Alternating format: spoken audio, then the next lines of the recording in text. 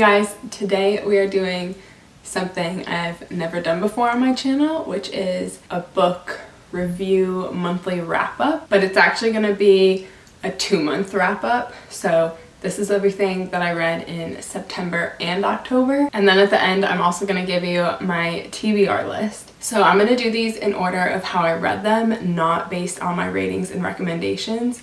And I do have 2 5-star reads for over the past 2 months. Got my first Phorm greens with me, giving me some energy through this, and also as a little refresher because I'm still a little bit sick with a sore throat, so I just need something like cold and full of vitamins right now.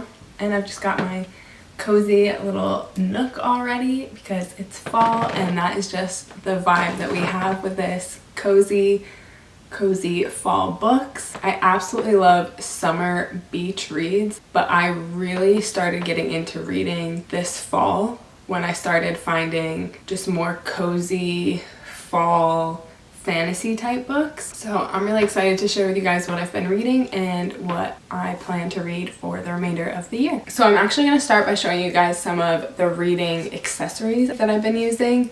And along with these, I will try to have all the books and everything linked in my Amazon storefront, and I'll put that below just in case you guys want to grab any of this stuff. So the first thing that I just recently got into is using book tabs for annotations. I hate writing in books. I hate writing on the pages. I just like them to stay as new and clean as possible. So these have been a game changer for me because I absolutely love marking where important things or good quotes or just something that makes me feel a strong emotion. I love being able to mark those, but again, I hate writing in books and bending pages. Book tabs are so good if you're like me and you want to like mark up good things, but you don't want to mark your book. All right, the next thing I've been using is a reading journal. The main thing I use it for is book reviews. So anytime I start reading a new book, whether it's an ebook or a real like hard copy book, I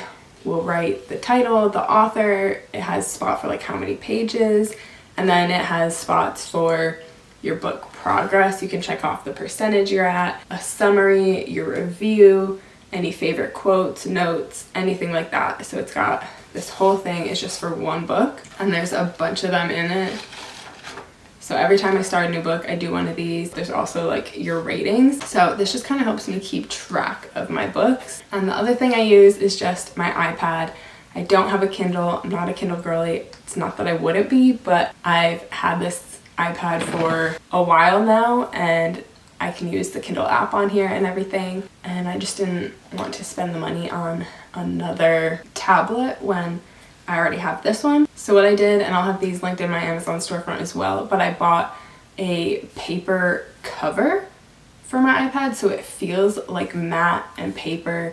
When you write on it with the stylus, it feels like paper, and that just kind of makes it feel more like a book or a Kindle when I'm reading on it. So again, I just use the Kindle app on here, and I've gotten a bunch of free books from Amazon just following like the Stuff Your Kindle days and all the different free book release days. That's typically what I get on here. But let's get into all the books that I read in September and October. So including Kindle books, I've got 7 that I've read so far in September and October, 2 that I'm still currently reading, and 5 that are on my TBR, probably for the remainder of 2023. So starting off, the first book I read in September was It Ends With Us by Colleen Hoover. So this is essentially about a love story between 2 people who meet up randomly. One of those just instantly heavy romances, but then it turns into something a bit more traumatic. There's a buildup of an abusive relationship. It starts off a little bit slow, and then it progressively gets worse. And it's basically the female figuring out how much to put up with for a man that she loves. And then a third party is also introduced into the story. And I have yet to read the sequel, so I'll have to do that to figure out where it all goes. To me, this book started a little bit slow. It took me about halfway through to really get into it, and then it turned into a page turner for me. I actually ended up reading this one in 2 days, and then the last couple chapters of it made me really emotional. It does get a bit heavy and I guess disturbing, you could say, as far as the relationship between the main male and female characters. So overall, I gave this book a 4 out of 4. Like I said, it just started a little bit too slow for me, but once it got going, I was into it. Alright, the next book I read was One Italian Summer by Rebecca Searle. So this is about a young woman who just lost someone really important in her life. She takes a trip that she was meant to go on with that person. They had a trip all planned to Italy, and she takes that trip by herself. While she's in Italy, she meets a man that she just has a really strong connection with, and she meets another person who reminds her a lot of the individual that she lost. And she basically is just on a journey trying to live the vacation that she had planned, but also trying to kind of find the person that she had lost while she's there. This one also took me 2 days to read, and I gave this one a 3.5 out of 5 stars. This one was also really slow at the beginning for me, and I just felt like the storyline took so long to progress into what the main story actually was. I felt like there was an underlying story that just took so long to develop. And the plot twist, there was like one big plot twist, and it really didn't happen until pretty much the very end. I was kind of hoping for it to come sooner and then follow the story after the twist, but it was pretty much the ending of the book. But I will say it was not what I was expecting. I fully thought that I guessed the plot twist, that it was going to be the most basic, generic plot twist ever, but it wasn't. It actually tricked me, and I thought it was actually a pretty good plot twist. So overall, a bit too slow for me, but it did just paint a really good picture in my mind. I was able to picture everything really well, and it just made me yearn for travel and going on vacation and drinking some wine in Italy. And I love when a book can do that. Just put me in the setting, take me out. That is so much what I read for, is to just have a mental vacation. And this book definitely did that for me. Alright, this next book, same thing. I read it in 2 days. I believe all of these books I was reading was when Victor first left on his last deployment, so I had a lot of downtime. So this one is In 5 Years by Rebecca Searle as well, the same author as the last book. So this book is about a young woman who is very analytical about her life, has everything perfectly planned, how it's supposed to go, and then she has a dream that is kind of a completely different life. It's sort of a love dream with a different guy that's not her current boyfriend, and she kind of just lets the dream go, forgets about it. But a long time down the road, this guy appears in her life in person. He's there, he becomes a part of her life, and she's kind of trying to figure out how this dream fits in, and realizing that it wasn't maybe a dream, it was more like a premonition, and just trying to make sense of that, how it's all gonna play out. I did give this book only a 3 out of 5 stars. It really just did not captivate me. I thought the storyline sounded pretty interesting. The whole dream and meeting the guy. I expected so much feelings and emotion and just something really big to happen, and it never did. There was definitely a bit of a plot twist, but I just expected so much more in the end. There was definitely emotional parts in it, but not in the way that I was expecting. I just expected more build, more drama, more emotion between the female and the male character, and there just wasn't. So in the end, I just kind of felt like it was a little bit of a letdown, and it just didn't really spark much feelings and emotions in me. The next book I read in September was See Me by Nicholas Sparks. This book is kind of a thriller love story about two people who you wouldn't expect to be together. The guy is kind of a bad guy, trying his best to stay out of trouble, and the girl is very well-mannered, behaved, put together, but they end up falling in love, and the girl ends up having a stalker from a life that she kind of left behind. She kind of left it in the past, and the guy kind of becomes her protector, and he's basically just risking a lot for love, I guess, in the most simple way to put it, because he could end up going to prison for a really long time if he steps out of line at all and gets in trouble with the law in any way. So I gave this book 3.5 out of 5 stars. This was a really long book. It's 482 pages, and it took me till about chapter 6 or 7 to really get hooked and get into it. I felt like the beginning few chapters were really just a lot of storytelling and background. It just wasn't very exciting in the way it was told. It was really just to get detail and background on the characters, which is not a bad thing, but I just felt like it took a little bit too long to really get into the plot. And as many thrilling, exciting, mysterious type twists as there were, I definitely saw them all coming.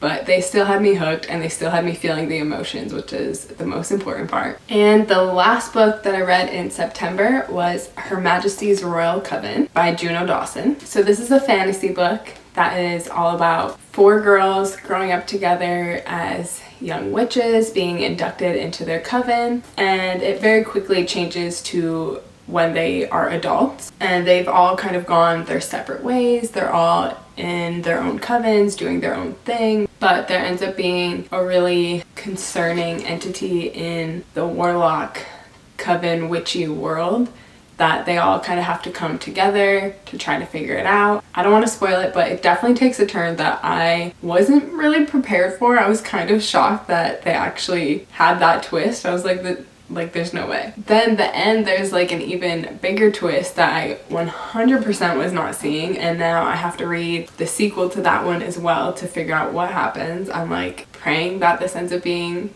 a feel-good story and we can twist it back. I may be completely biased since this is my first fantasy book I have ever read, but I gave this a 5 out of 5 stars. This was such a great entry to fantasy.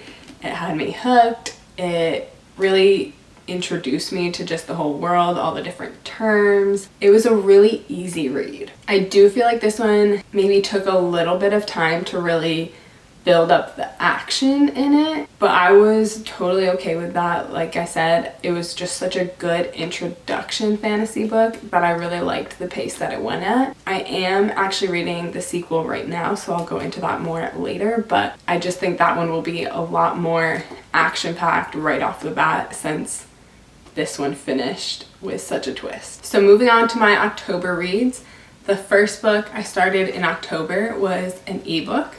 It is The Pumpkin Spice Cafe by Lori Gilmore. And I actually started this one while I was still reading Her Majesty's Royal Coven. But this is just such a lighthearted, feel-good, cozy fall book. And I really enjoyed reading my heavier fantasy and the next book during the daytime.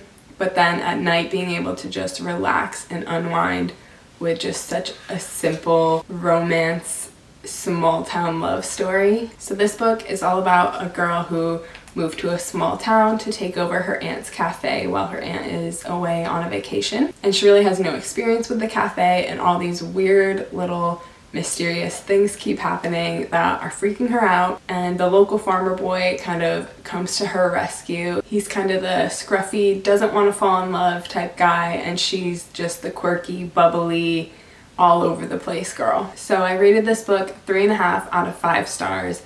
I felt like it was just so easy to read, easy to paint the picture in my head. I could visualize everything. I love when I can visualize a book, make it feel like more of a movie in my head. And again, it was just a really nice, like, cleanser, relaxing book. And I would definitely recommend it if you like just those cutesy, easy reads, but it wasn't anything new. I would say it wasn't anything super exciting. It was just a feel-good romance, simple book. And the next book is also the last book that I have finished so far in October, and it is The Mastery of Love by Don Miguel Ruiz, and I read this one in just a couple days. It's so short, the chapters are so easy to read, but it is just amazing. I gave this book 5 out of 5 stars. I think this is a book that honestly everybody should read, whether you're in a relationship or not. This is not just about relationships. This is about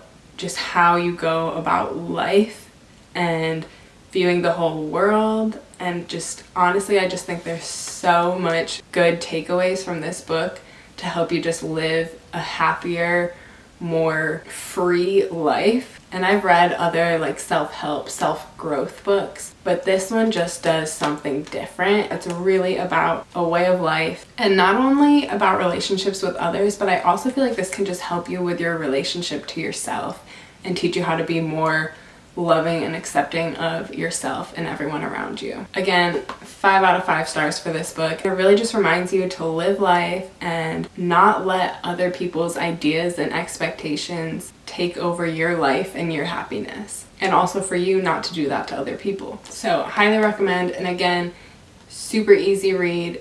It's not too overwhelming by any means. And it is still October. I am still reading this month. So the 2 books I'm reading right now are The Shadow Cabinet, which is the sequel to Her Majesty's Royal Coven by Juno Dawson. And I'm reading another cozy, feel-good autumn book called Autumn in Sycamore Park by C.P. Ward. So I'm really not far into this book at all. I'm only this much into it, but I do hope to finish it before the end of the month. I just haven't had enough time yet to get into this one, but I'm super excited for it. From reading the cover, this one is about a troubled sister witch. One of the witches had a sister who ended up kind of more evil in the first one, but we didn't really hear too much about her. And this book is a lot more about her. She kind of came back to life in a way that I'm not going to give away. I definitely think there's going to be a lot of destruction and a lot of chaos in this book. And then this one, Autumn in Sycamore Park, I'm only on chapter 4 so far.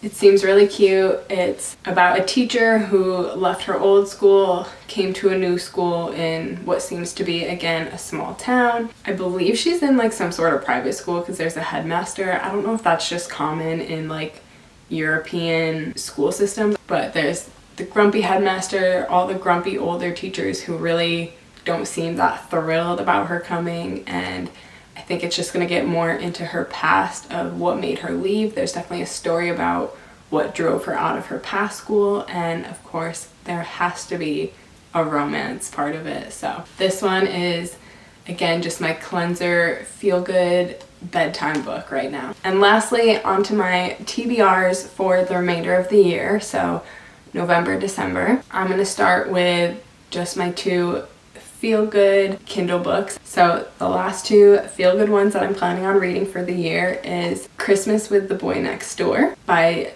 Jess Masterakos. I might be butchering that name. I'm really getting into the holiday season. Right now I'm doing all the fall, Halloween type stuff, and then I'm gonna move into Christmas. And this one is about an ex-Marine who is now a cop, and the mom and her daughter who live next door, who happens to be his sister's best friend, and she's had a crush on him for a little while, but she doesn't want a romance to get in the way of her daughter's happiness, anything to go wrong with that. But of course, the magic of Christmas is probably going to bring them together, and it's going to be so sappy and cheesy and wonderful. So the other one I have on my list is Sugar and Sliced by C.A. Phipps. And that one's supposed to be just a cozy mystery about a baker who ends up finding a dead body and has to become an investigator. And the rest of my TBR is physical books, so I think I will start with this one, The Red Queen, another fantasy book. I just feel like this one fits the fall season. And this has to do something about royals, but also supernatural. And I don't know too much about it. I honestly cannot even figure out that much about it from the back cover. But basically, there's a twist where the woman bleeds, and I think she's not supposed to, and that is something that has to be covered up. It's not allowed to be known, and so she's going to be married off to a prince, and it turns very violent and deadly, but from what I've heard, there is some romance in this as well. This next book I'm really excited about. I've heard so much about it. I've heard a lot of controversy over this author, but this seems to be one book that everyone just raves about, and it's Verity by Colleen Hoover. And what this seems to be about is a writer who finds an autobiography that was never actually published, and it just divulges a lot of unknown secrets and possibly some chilling, life-altering admissions. I'm not sure if it has to do with death, murder, something like that, but I'm excited. I've just heard awesome things about this book. And lastly, I want to start the Knock 'em Out series. So the first book is Things We Never Got Over, and the series is by Lucy Score. So again, just from the back cover, not giving anything away that's not on the back cover, seems to be about a woman who runs out on her wedding and goes in search of her sister for help, but her sister seems to be not the best person, takes a lot of stuff from her, and then leaves her with her daughter that this woman knew nothing about. She didn't know her sister had a daughter, and now she is left to take care of her. And it seems that there's a bit of a bad boy romance in here as well. I'm so happy that I have found reading to be an enjoyable part of my basically everyday life now. For so long I just did not like it, and then when I finally got into it, I really only was into the summer romance reading, and now I'm just branching out and getting into new genres and new tropes, I guess. So I'm really excited for my TBR, and I hope you guys enjoyed this video. If you want me to continue doing more like this as I read throughout the months, let me know, and let me know some of your favorite books right now, some of your recommendations, and thank you guys so much for watching.